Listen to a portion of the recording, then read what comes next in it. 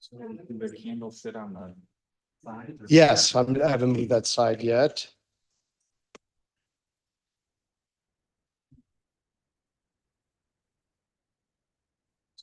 The candle sit on the side?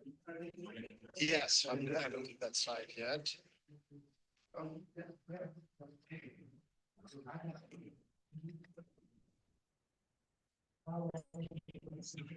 All right, Andrew, if you would, check your phone, YouTube, and our channel, or call Just the a little office. housekeeping. Yes. Which side is the family sitting on? Right here. Okay, so we'll start with it. Andrew, Okay. yes.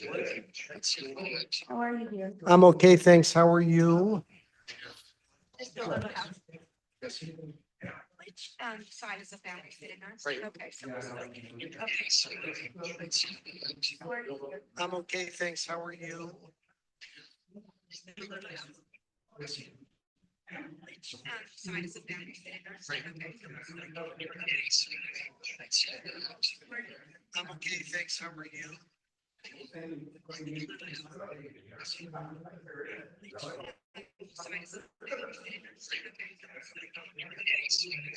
thanks. How are you? Okay, thanks. How are you? Okay, thanks. How are you?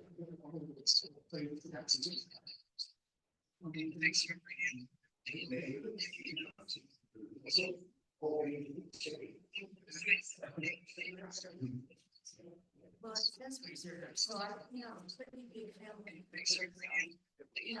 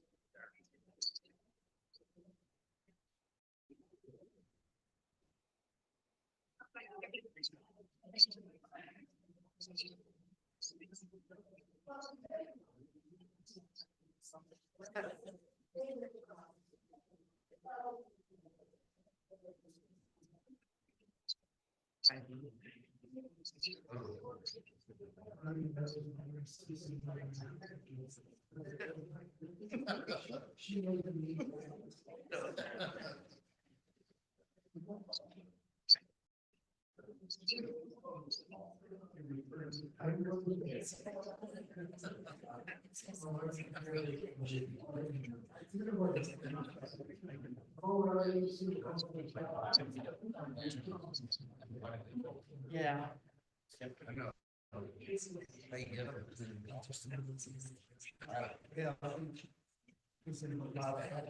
Yeah.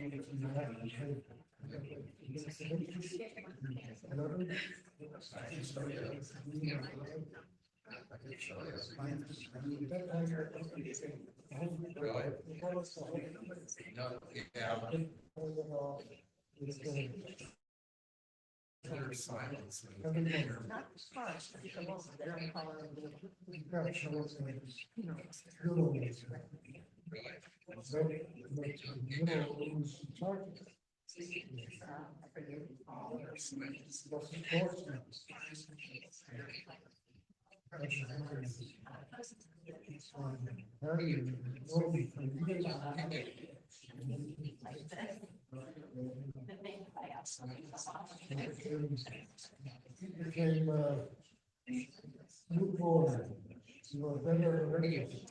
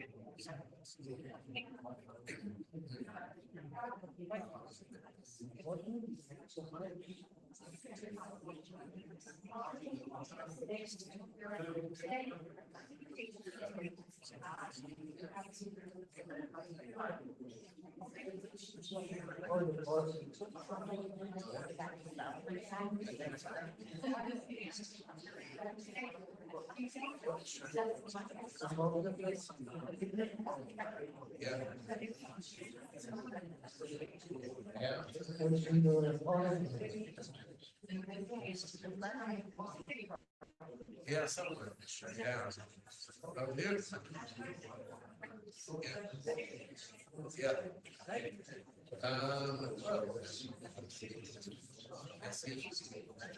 Well, I heard something. Yes. Yeah,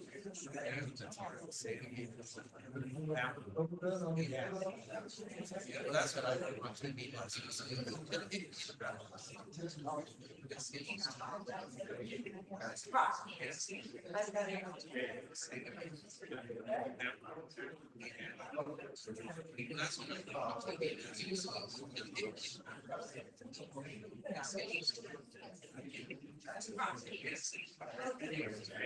Yeah. Oh, yeah. It's gonna go.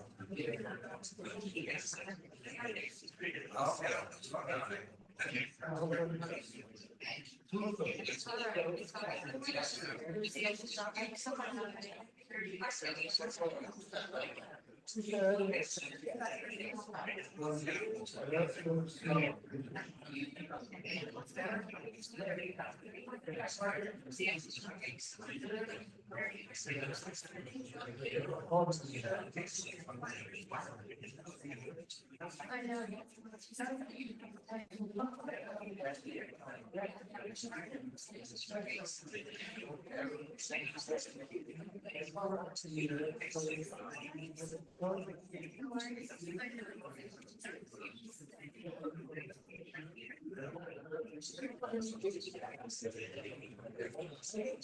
Abby gave me that. That all sounds good.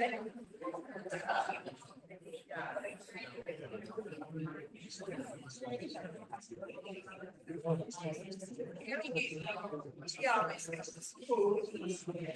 That all sounds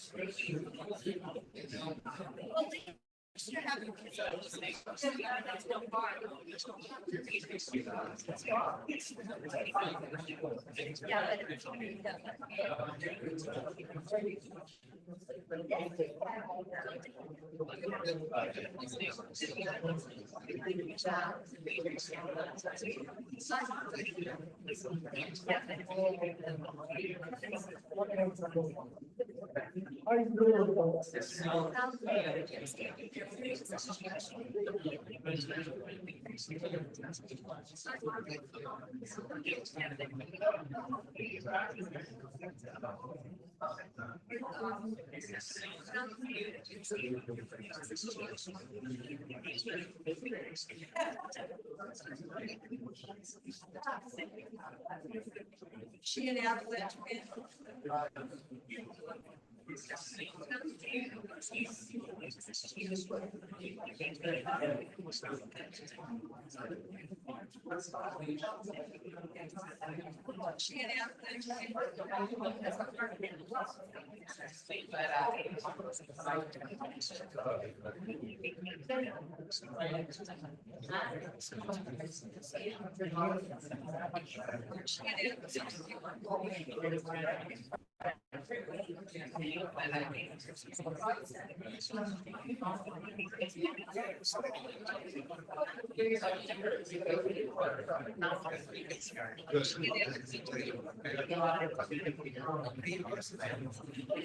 Yeah, wow.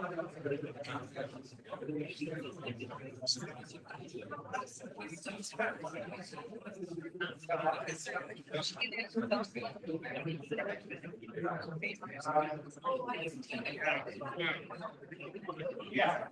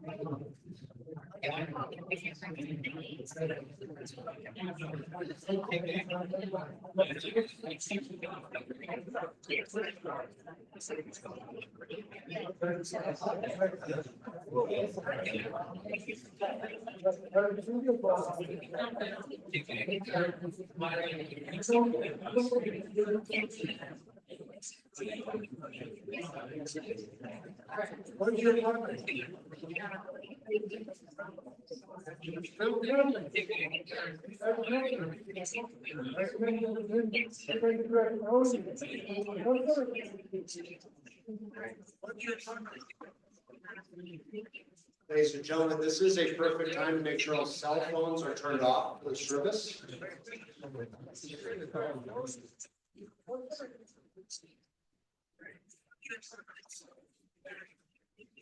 Ladies and gentlemen, this is a perfect time to make sure all cell phones are turned off for the service.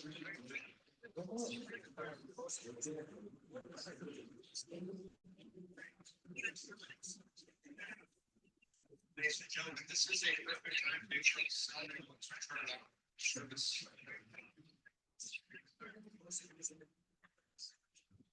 I have the privilege of beginning the service today. One of the contributing psalms we did.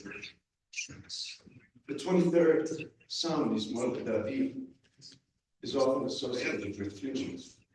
But we also sing it on Shabbat at midnight time because that's for rest. It's beautiful green pastures.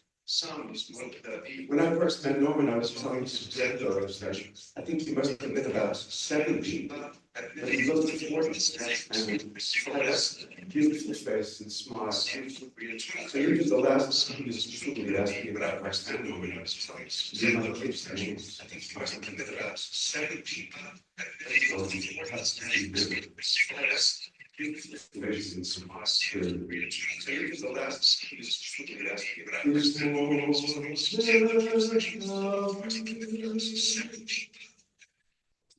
Adonai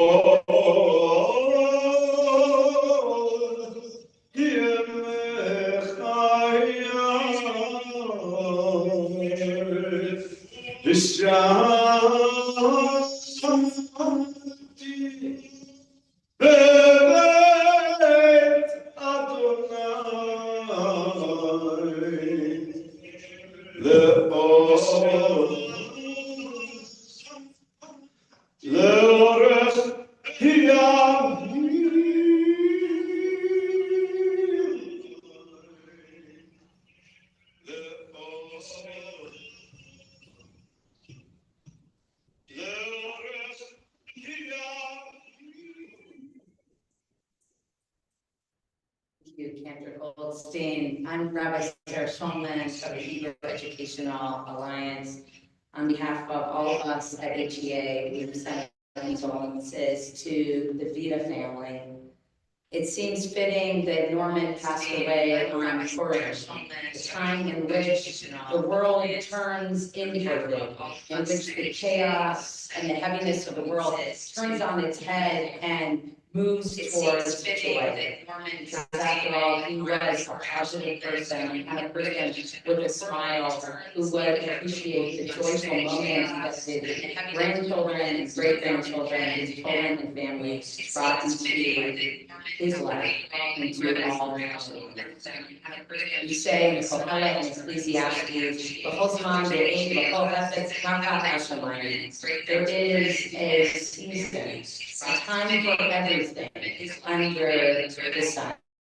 A time for birth and a time for death, a time for planting and a time to uproot what is planted, a time for slaying and a time for healing, a time for tearing down and a time for building up, a time for weeping and a time for laughing, a time for wailing and a time for gifts, a time for throwing stones and a time for gathering strength, a time for embracing and a time for shunning embraces, a time for seeking and a time for losing, a time for keeping and for discarding, a time for ripping, as we do today with our ribbon, and also a time with time for repair and sewing.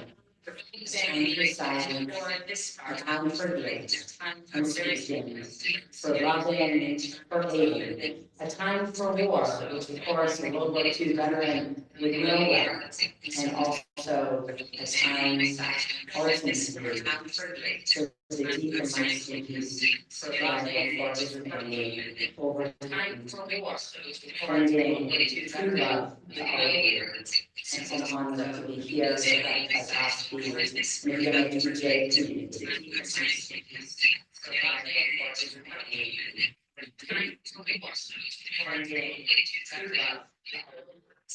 an honor to be here at Ospey and again to Jay community.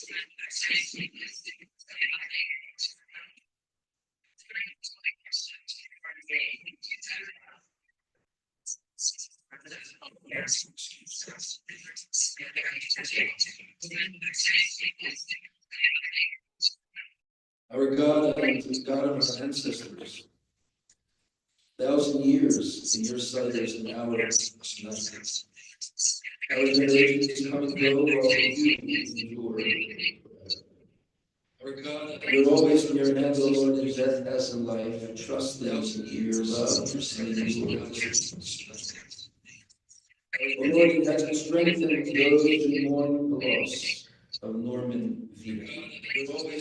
Help them to look beyond this moment to realize that death can never destroy the bond of everlasting love. Sustain them with the knowledge of our faith that you do not abandon souls. You do not allow your faithful to suffer sins. You, O Lord, have taught us the way of life. Through you, we gain eternity. And let us also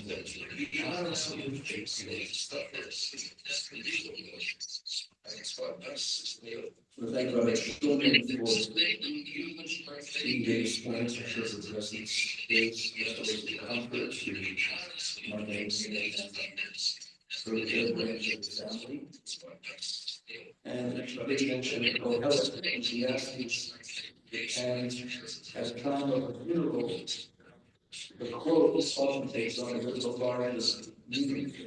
We often think of the time to mourn, a time to celebrate, a time to weep, a time to laugh, as sort of separate things. But one thing we've learned, especially in this past year since October 7th, one thing we've learned is that very often these emotions have at the same time. They really are two sides of a coin that exist together. And in meeting with the family yesterday, it was clearly apparent that there were moments of laughter, moments of joy, moments of reminiscing, a little crying, and being a little wistful. And Kohelet, many years ago, talked about Norman was one of the first people that I met when I came to Rabbi here the first time in 19 years ago. To come to the meeting in the morning and in the evening for the time he was saying Kaddish, where he was experiencing of Yesterday. He was always there, always there on time. And after the service, would always greet and meet the new rabbi with the utmost respect, the utmost gentleness. And over the many years that we continued to see each other, and came back for visits and then returned back to see me, he always greeted me in the exact same way. Maybe it's because right before I left the first time, I had the opportunity to marry Norman.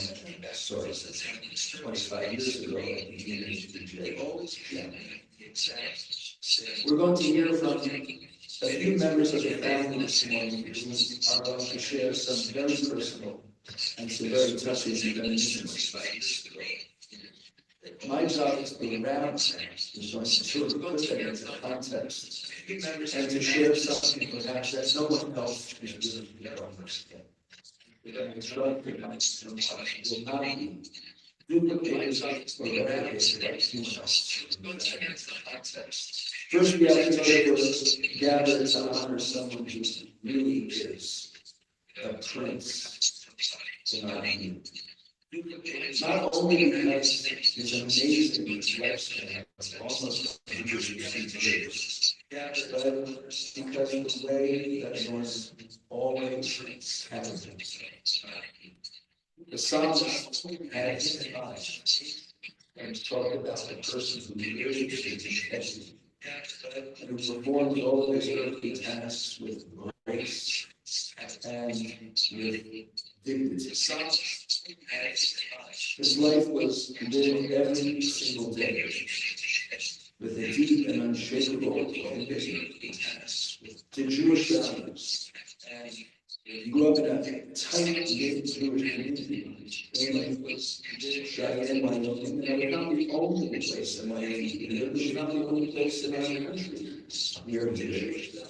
And many of the places he lived were not overrun by Jews. It was not a large and robust Jewish place. It was small. But somehow Norman managed to galvanize whatever he was able to galvanize the Jews. He was not. And Leo shared with us yesterday that back in the 40s, after World War II, Norman even alone started business. And I guess his reputation was so stellar that without any paperwork, just with a handshake, Norman found alone 5,000. I guess his reputation was that just on a handshake. I'm not sure that really happened. Someone with whom he worked at his last official position in the world of jewelry at Nordstrom Marcus said, and I don't think the person who got it said Norman was the epitome of a light unto the nations. He was always a pleasure to work with. The person remarked that he was a credit not only to the Jewish people, but he was a credit to people everywhere. We will all miss someone like Norman, whose every single action incorporates the values and the ingredients of what we call Kiddush Hashem, the sanctification of God's name. You're going to hear about his musical ability, his beautiful voice, the large seders at his home. Maybe they'll even share the story of how opening the door for Elijah and a cow walked in. We didn't get into great detail about that, but maybe during Shiva, we'll be able to learn more about that. We're also going to hear about the quippy comments that he used to make. And these are advice that really should hold true for almost everyone. And talking about everyone, Norman had an abiding love for everyone. He was one of the most graceful and deferential people you could meet. And this is where my role as the rabbi comes in. His Hebrew name was Naphtali. It's kind of an unusual name. It's one of the names of the original 12 tribes, born to Rachel, born to Leah. And Naphtali is described as a deer. And the symbol of the tribe of Naphtali is a deer. And on his deathbed, Jacob blessed all of his children. And the blessing he gave to Naphtali was that you are like a deer let loose, a deer who's able to roam free.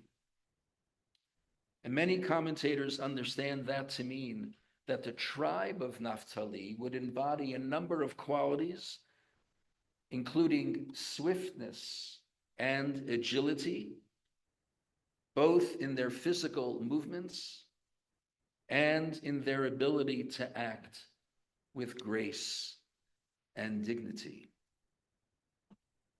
The ability to move quickly and freely was highly valued in the ancient world, associated with military prowess and speed in battle. And indeed, the tribe of Naphtali were heroes in the battle to settle the original land of Israel as described in the Bible. The symbol of the tribe of Naphtali, as I said, was the deer.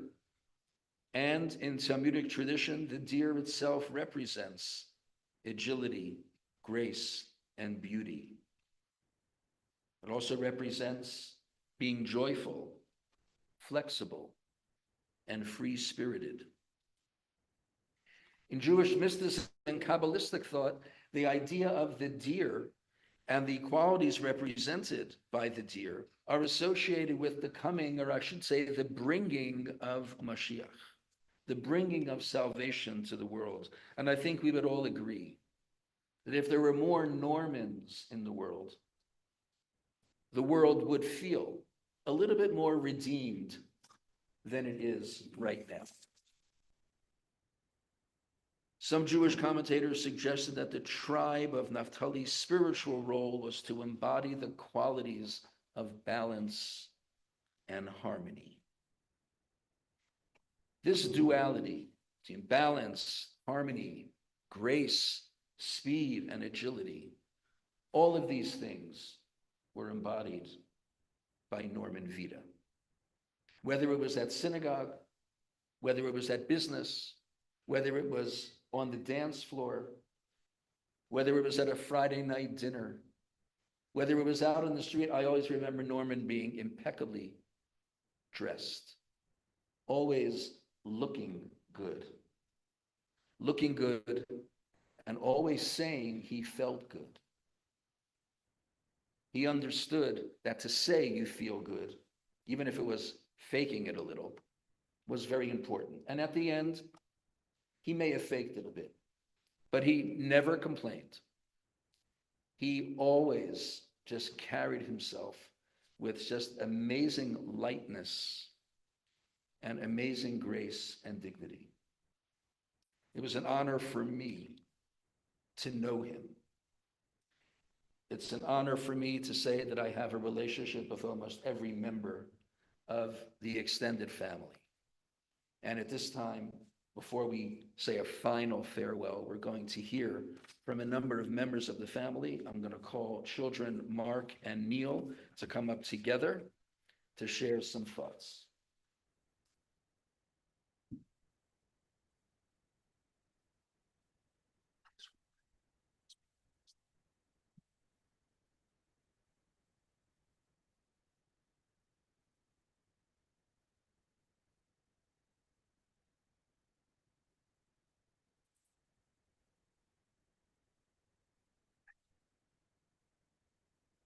So one of our dilemmas in choosing what to talk about and what Norm Vita to talk about, what Norm Vita's story to talk about today, is there are many of them.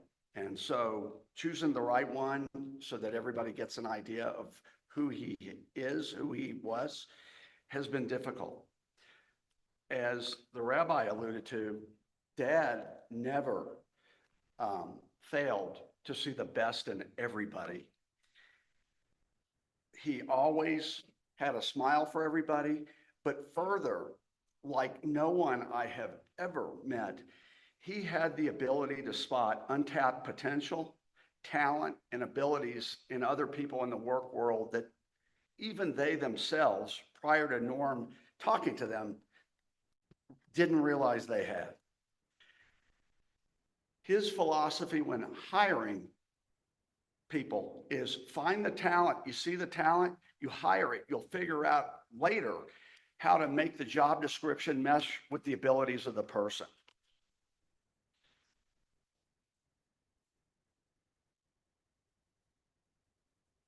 One, by no means only one, but one such occasion occurred in 1950s Houston, where Dad owned his jewelry store, and it was inside a large department store, a 10-story department store in downtown Houston, a high-end department store. And Dad had his jewelry store, and Dad worked part-time, and part-time to him meant you worked 12 hours a day. And he kept his radar up all the time, and he identified his next diamond in the rough, and her name was Jules. And where did he find this person? Part of the cleaning crew, the janitorial crew that at night cleaned this 10-story department building. And he approached Jules and he said, I want to hire you. I can train you on jewelry. I can train you on retail sales. I'd like us to work an employment relationship. And she was stunned, but she accepted. And the rest was history. She started with Dad and she started working really well, and everything worked out just fine until one day, shortly after Jules started, the store manager of this 10-story department store came over to Dad and asked him if he could stop by his office at the end of the day. And Dad went up there, no idea what the agenda was, and shut the door. And this manager said, reference Jules. And she said, and he said, notice you have a new employee? And Dad said, yes. Is there a problem? Was there an employment? Is there a conduct problem? And this manager said, no, there's no conduct problem. We just have a company policy.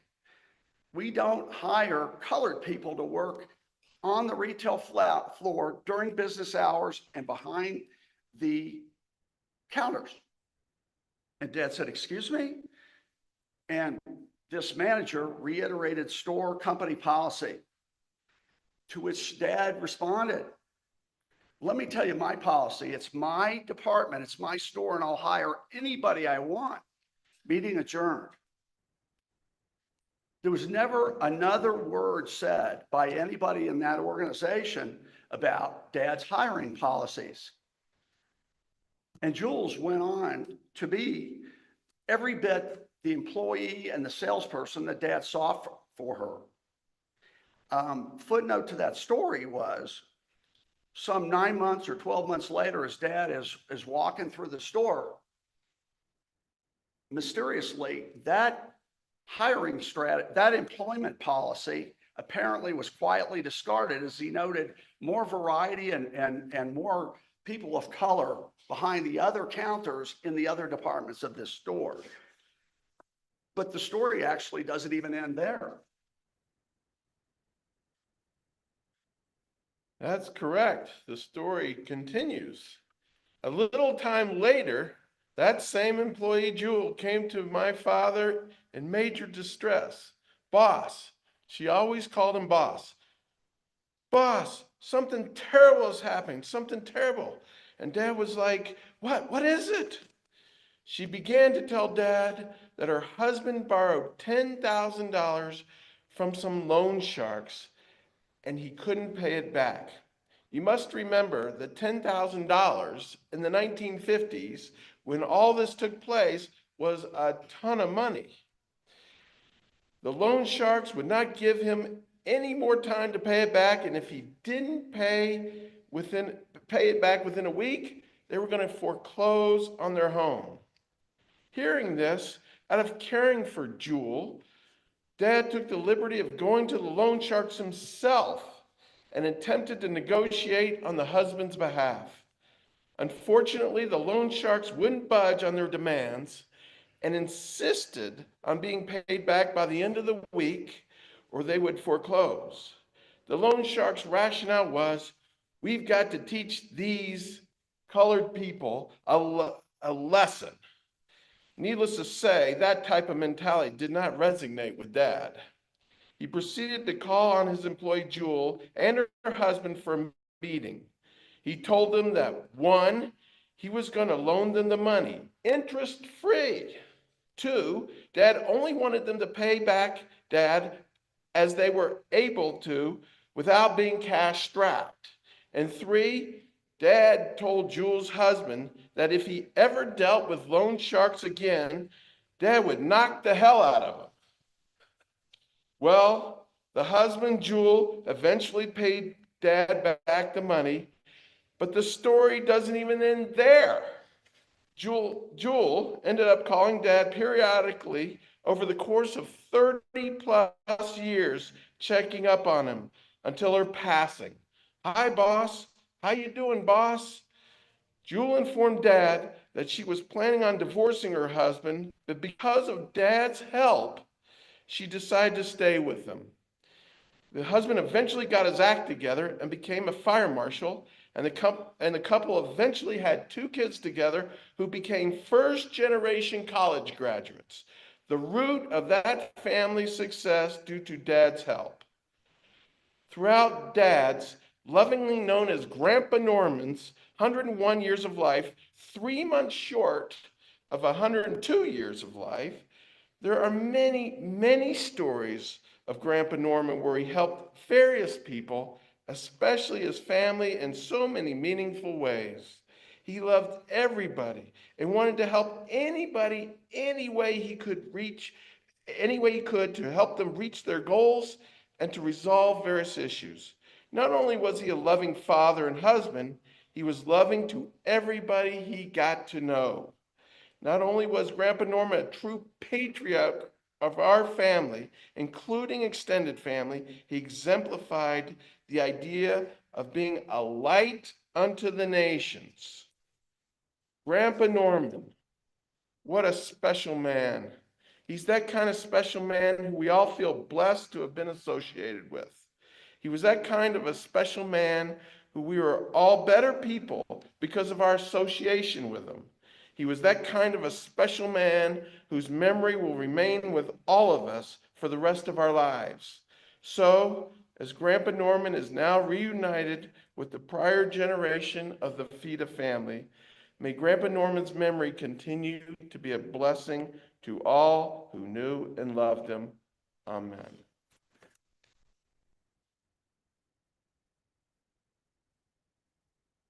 Call upon son Howard to come forward and say a few words.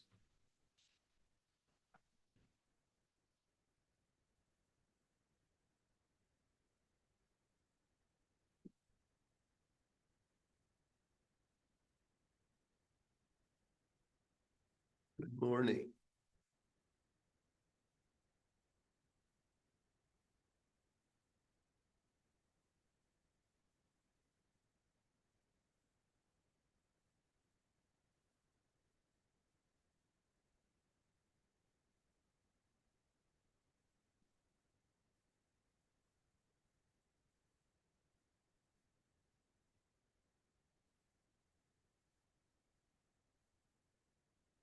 Morning.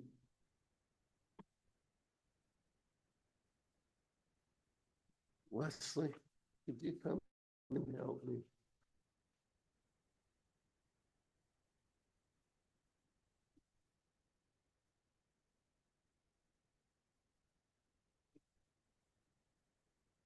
For those that may not know me, I am Howard, the oldest of Norman's sons. I would like to thank everyone for coming to honor my dad and say most of us here have not been as blessed as the Veta family to have their loved one as long as we have. Dad's positive, quirky attitude enabled him to live those 101 years. What a blessing and a lesson for us to have all of these years with Dad, as he shared his good nature, love for life, and especially his family, for which he was so proud of. Speaking of love, Dad loved food, a good joke, ice cream, and pretty women, but most of all, his family, and for this I thank him.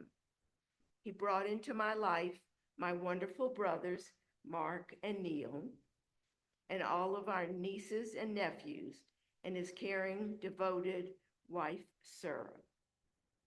I thank each of you from the bottom of my heart for all of the care and love you gave my dad daily over the years.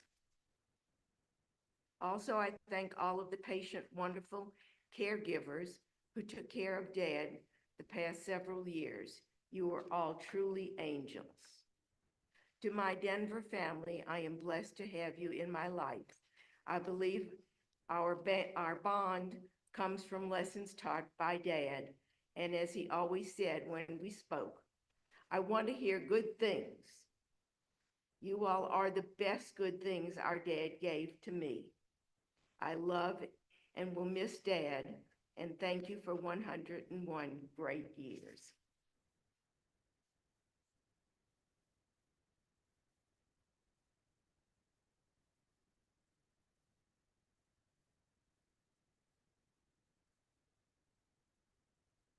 I'm gonna ask grandchildren Elisa, Jenna, and Ian to come forward.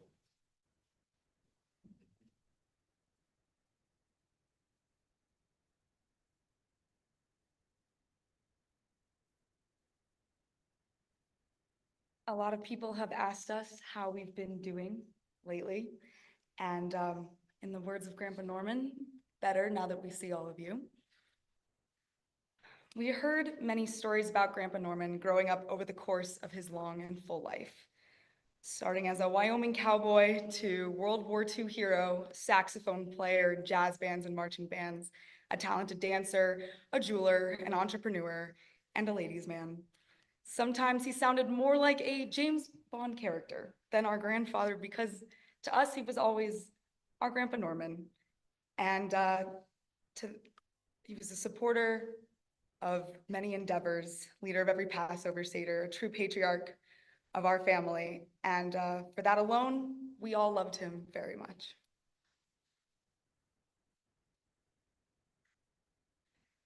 While we may not have seen these many different versions of Grandpa, what he did take in his old age taught us what's truly important in our lives. First, Grandpa's love for his family was ever persistent and always inspiring. His love extended far. As my mom has expressed, every time a member is added to our family, Grandpa's heart grew to envelop each new person. Leslie was his first daughter, then my mom, Shireen, Amy, Hyla, and most recently, Danielle. Each new daughter added to his joy. He was then blessed with twice the number of grandchildren and joy with his marriage to Nana. Grandpa lived his life knowing that love is not finite, but welcomed each family member into his home and heart. Grandpa always ensured to gather the family for each holiday and occasion. What sticks out to me is Passover. He would gather us together, silence the room with an extra look to the grandkids, and proudly recite Kiddush in a way that only Grandpa could. As a side note, Grandpa could recite both the Kiddush and part of his Bar Mitzvah Haftorah late into his 90s. His light created a welcoming presence, and if you ever made eye contact with him across the table, you'd get a sly wink in response. I can't grasp the idea of Passover Seder without Grandpa sitting at the head as the proud patriarch of our family. Anyone who experienced his love and support can count themselves lucky. I know I always have. Another thing, Grandpa and Nana's relationship showed me the beauty of what a true partnership in marriage looks like. Grandpa and Nana always took the best care of each other and supported each other no matter what.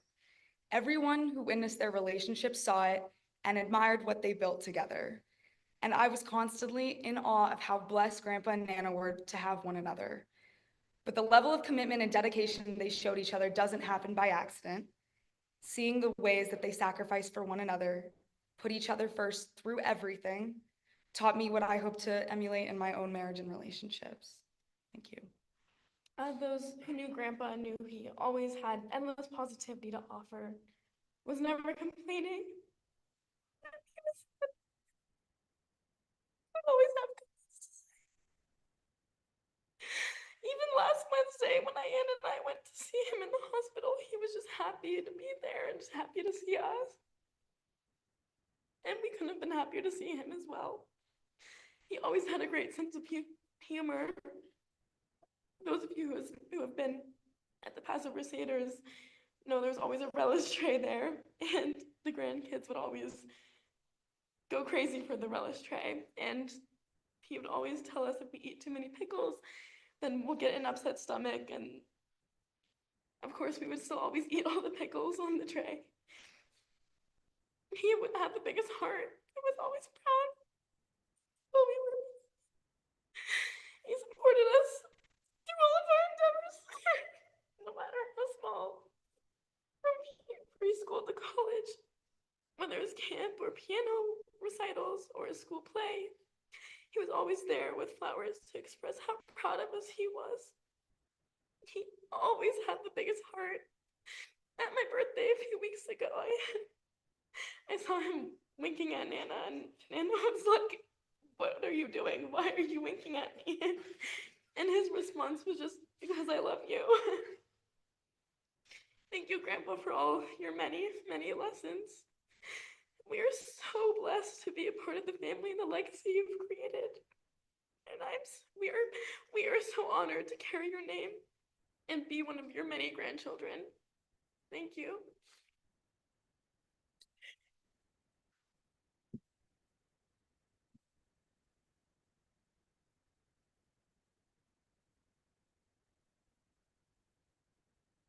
Grandchildren, Sam, Ethan, and Julie.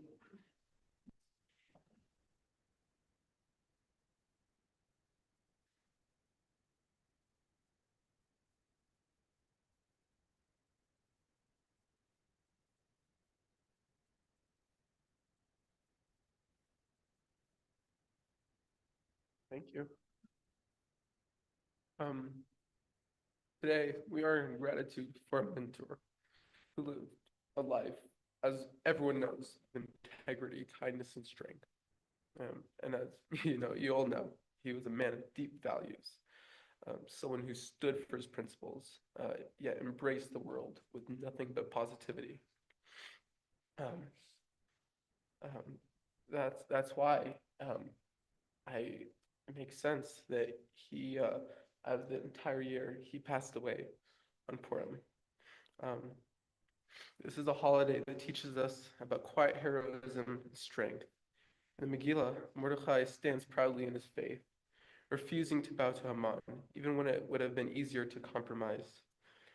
Our Grandpa Norman lived the same way and was never swayed by the easy way out of a difficult situation, always standing tall in his beliefs of how a proud Jew and a role model should act. Esther, as well, whose bravery saved the Jewish people so that we can be here today, teaches us the power of stepping forward when needed to make a difference. It can be through action, words, and attitude. And my grandfather had that quiet wisdom that would impact the way I lived my life. He always knew when to offer his classic words of advice and exactly what to say in every situation. Similar to Esther, he would avoid the spotlight, but he made an impact in ways that will forever be felt in the generations to come. Purim reminds us that even in moments of darkness, there is light. After the fast, there's the simchas. So though we grieve, we should recognize his legacy, his honesty, his strength, his love, as it lives on in all of us. Take what you know from him and make a change in your life. Brighten up someone else's day like he would. Put meaning not into just your life, but into others. Make it a part of how you want to be remembered. And I feel that he embodies the Rebbe's teachings, as he says, imagine you could open your eyes to see only the good in every person, the positive in every circumstance, and the opportunity in every challenge, because that is exactly what he did. I'm eternally thankful for taking advantage of all the opportunities to spend time with you. Just as you and your values were always with me since I was born, I know you will stay with me till the end of my years and all of ours. May his neshama be with his loved ones and Gan Eden.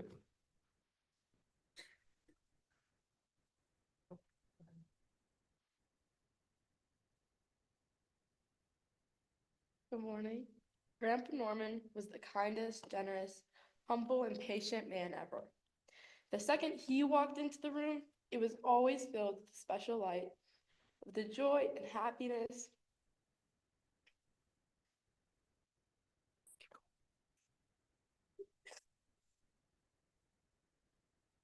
that represented who he was. Every time I was with him, it was so honored to be in his presence and feel all the love he gave each and every one of us. Whether it's our weekly Sunday dinners at John Holly's, or family events, or a Jewish holiday, getting old or tired was never a problem for my grandpa. He was always there. One of the many things he came to was our Shakespeare performances, and it meant the world to us that he was there.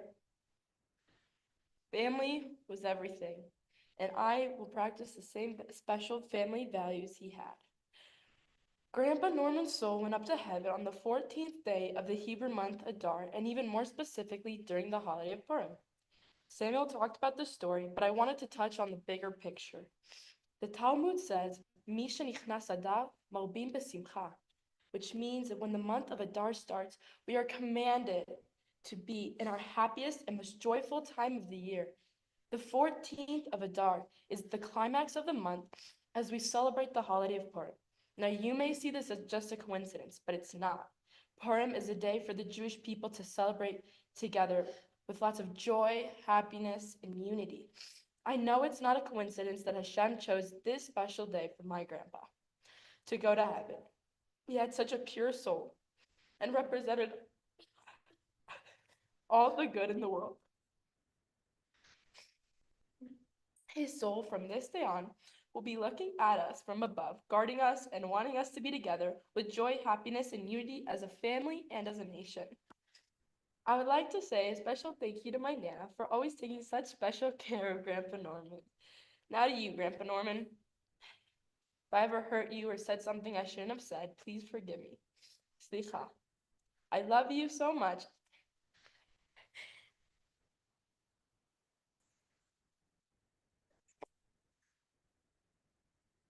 And I can't even imagine a family get together where you're not sitting at the head of the table. I'll miss playing around with you, messing with your hair, making jokes together, but I know you'll be right up above us and us, protecting us and laughing with us. It is such an amazing, long quality of life. You've always been inspiring us with positivity and a big smile on your face. We all wish to adapt all of your traits and can follow in your footsteps to reach the level of happiness throughout our long lives. B'ezrat Hashem.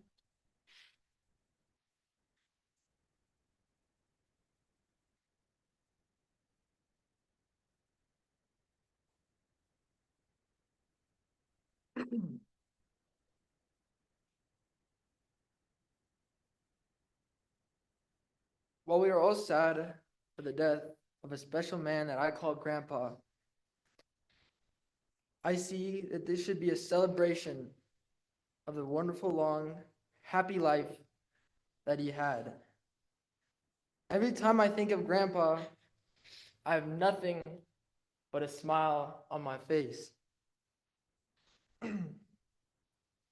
Praying with him at the BMH, having lunch or dinner, being together with the family, watching my dad and my uncle irritate him on a weekly basis, Red Robin, Chili's, at home, calling him string bean, or just sitting on the couch watching him sleep, or driving him, or being his chauffeur to and from family events.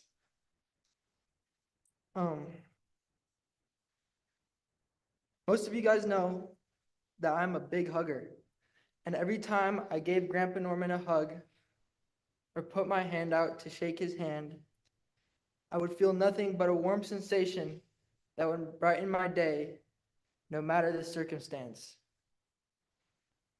I feel very honored and privileged that my dad and I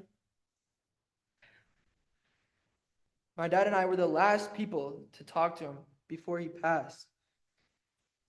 I said, "Hang in there, Grandpa. I'm going to be home soon, and we're going to have a great time together. Love you so much."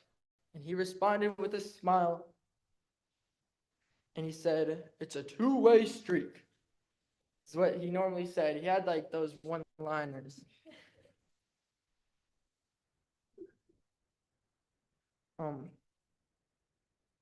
Grandpa Norman never stopped smiling, and he must have had the best dream ever when he passed away. He probably smiled from the day he was born to his very last breath. I love you, Grandpa. You won in everything. While I'm sad that you are not here anymore, I'm happy that you are in a better place, resting easy. I love you and I miss you. And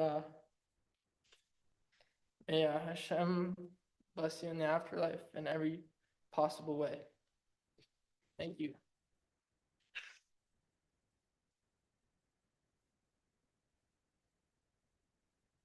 Call on Mia, granddaughter Mia, to come and share some words, especially those written from a distance by granddaughter Ali from Granada.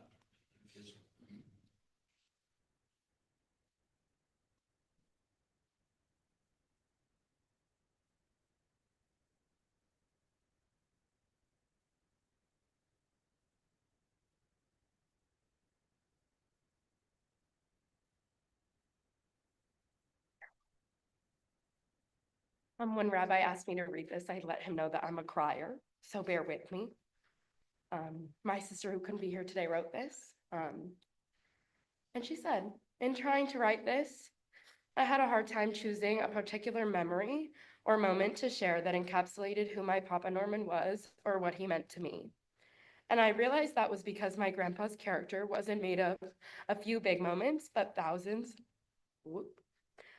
of small ones. It was the little things he did every day that defined who he was. He wasn't just there for me just that one time. He was there every single time. He wasn't kind to just one stranger. He showed kindness to every stranger.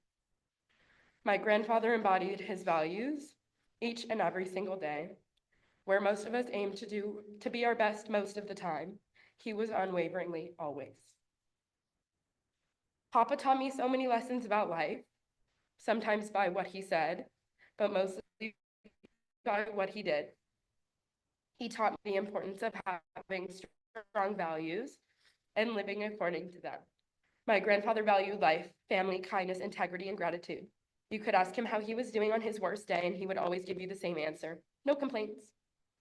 He also taught me not to focus on what other people feel about you, but rather how others feel when they're around you.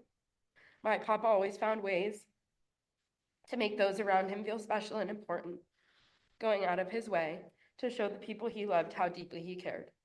Sometimes through words, sometimes through laughter, and sometimes through song. In our highs of celebration and achievement, and our lows of failure and loss, he was always there. I felt cherished every single time, every single day because of him. He made me feel so loved. In fact, that I never even thought to question the fact that I had 3 grandpas while everyone else only had 2. Among all the other things I loved about my grandfather, the thing I loved the most was his love for my Nana. Their love was one of genuine adoration and devotion, embracing life as it comes, enjoying each other, and facing challenges hand in hand. It's what connects all of us here today, and we are all lucky to be a part of it. So when you find yourself missing Norman and want to check in, remember that he only wants to hear good things. And if you change your appearance, that's fine, just as long as you don't change your face. And if you occasionally let one slip, oh gosh, it's better outside than in. And before you go, he'd be certain to remind you to count your blessings. My Papa Norman was not a man of many words, so it's only fitting that it'd be difficult to find the right words to express what my Papa meant to me. But getting to be Norman's granddaughter has been one of the biggest honors of my life. And I know Papa will be always with me, just as he always has been. Thank you.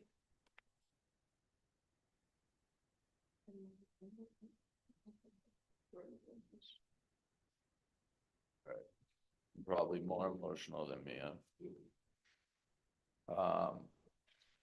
But I think the first thing I want to say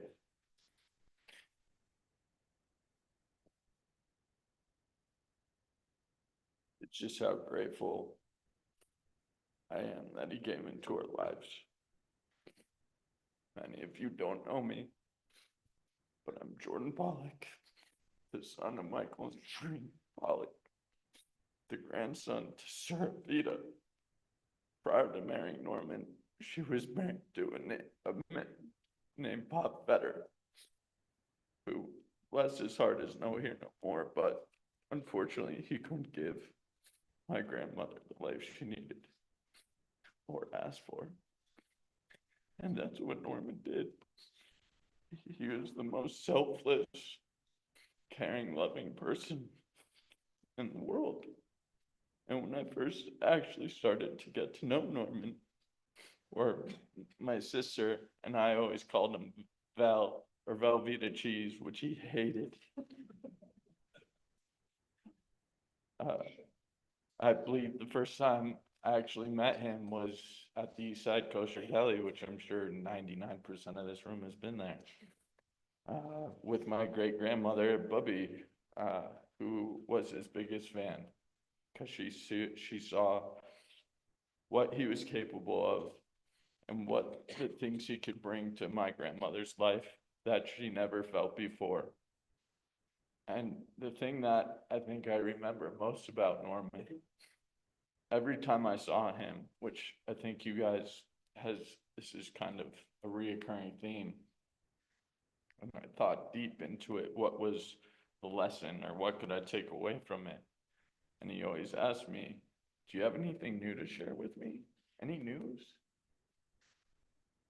And I always ask myself, well, is that a new girlfriend? Is that a new wife? Is that, a new job? Is that, and it realized to me it was just any accomplishment that made me feel happy. It wasn't about him. And for me, it was really, how can we celebrate you? And he saw the best in every person, no matter what. He treated everyone the same way. Most selfless, loving, caring person in the world. And as I mentioned before, he brought my grandmother, my mom, Shereen, Amy, Hyla, and the rest of the Ginsburg family a sense of comfortability, stability, and most important, happiness. Something they didn't always have in their lives. So on behalf of Norman and Nana's grandchildren, we should all take a page out of Norman's book and apply it to our daily lives, character, and values. We love you, Grandpa. May your Jewish soul rest in rest in happiness where you always have been, where you always will be. Thank you.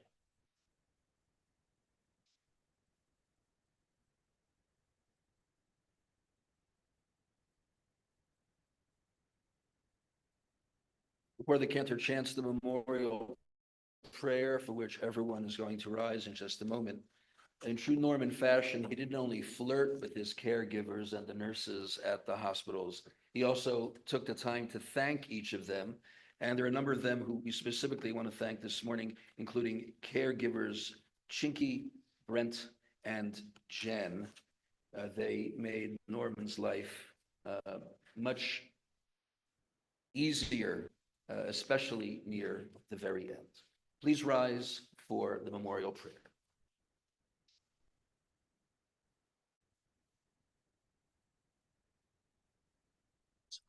There's a beautiful saying in the Talmud, B'nei Vanim, Ateret Zekenim, the crown of the elderly, is B'nei Vanim, is their grandchildren. You guys really are his crowns. El Male Rachamim Shocheh Ameroni Hametze Menucha Nechona Tachat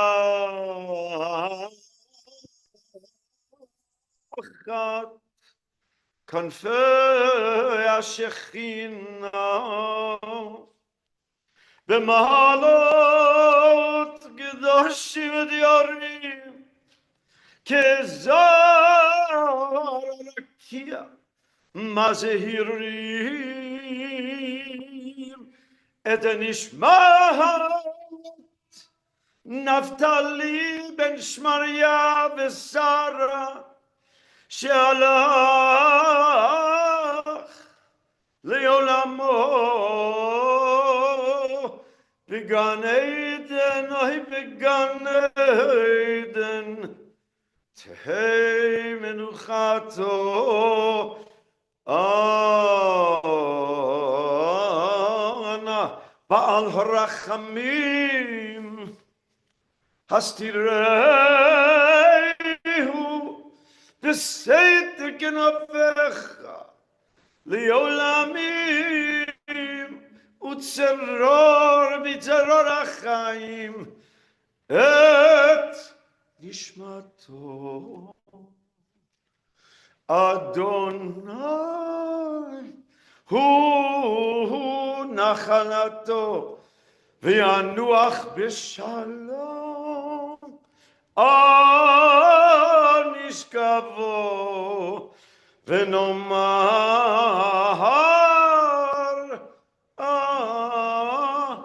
Amen.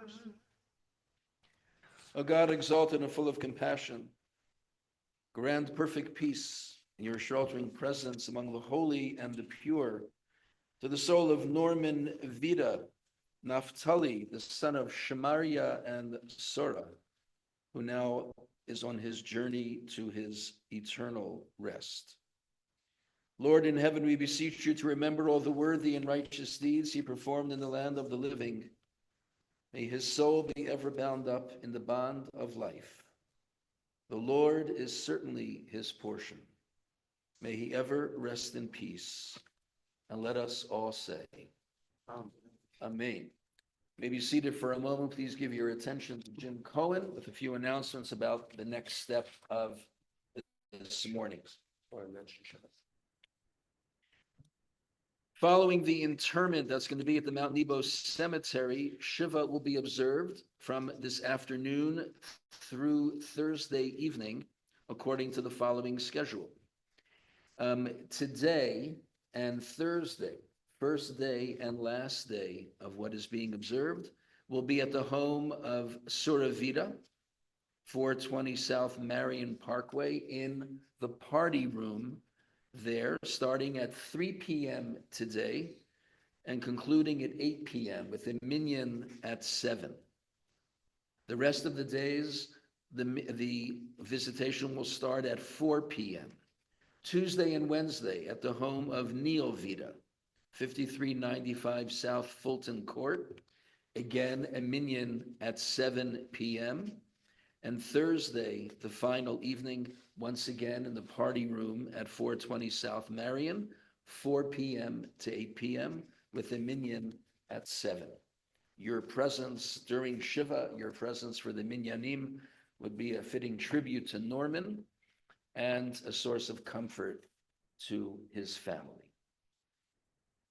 Ladies and gentlemen, that does conclude our service here at the BMH. We will have interment at Mount Nebo Memorial Park. We do have an escorted procession today, so if you'd like to join us for interment, we'll ask you to return to your cars as quickly as possible. Have your hazards on. That will help the escorts identify you as a participant in our procession. And we'll have you start lining up and using this west exit of the synagogue's parking lot.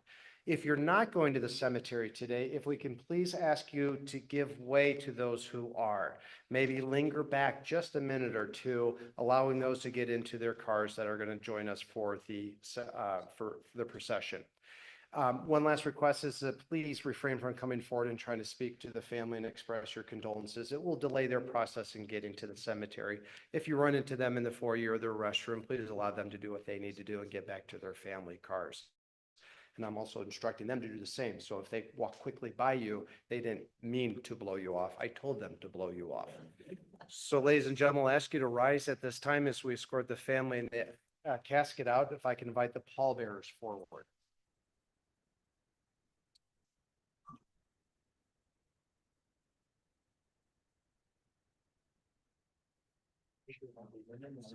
Participating here, all the men will walk behind. We'll let the women grab a front hold of the handle, just helping guide it. Walk around behind you.